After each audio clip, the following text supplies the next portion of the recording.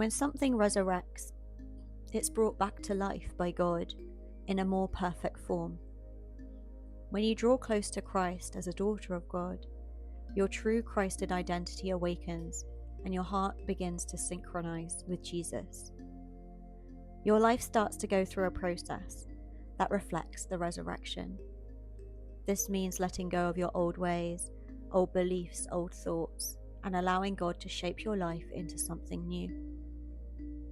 The interesting thing about resurrection is that through God's grace, something that has died or that you fully surrendered can be brought back to life, but in a different, more beautiful, more pristine form.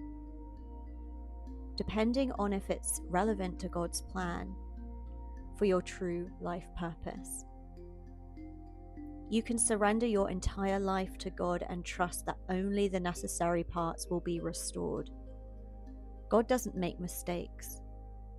Even if it's hard, you can trust God to remove everything that is holding you back from stepping into your truth. This is an invitation to remain curious, to see how Creator breathes resurrection through your life. You might be surprised, for God's plan of resurrection is so sophisticated and multidimensional, you will be left speechless and in awe. When something resurrects, it is brought back to life by God in its perfected form. It may be the resurrection of a desire, something that you let go of thinking it's just not possible, or began to feel really heavy. It might be your mind, it might be your career, it might be your entire identity. It could be any or every area of your life. God gets rid of the misalignments and then resurrects it in a way that is more harmonious and more aligned. The more you can surrender, the more God can bless you.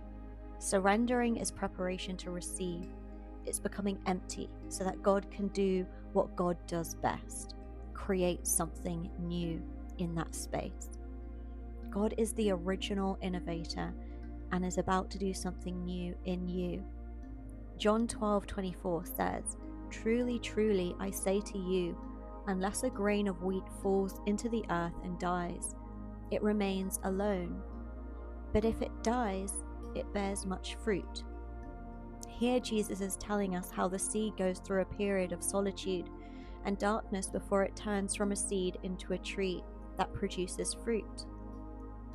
The seed itself no longer exists, but it simultaneously is transformed into something new.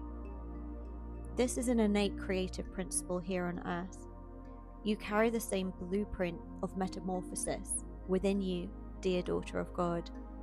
You are here to experience a revival and a regeneration that is an echo of Jesus' resurrection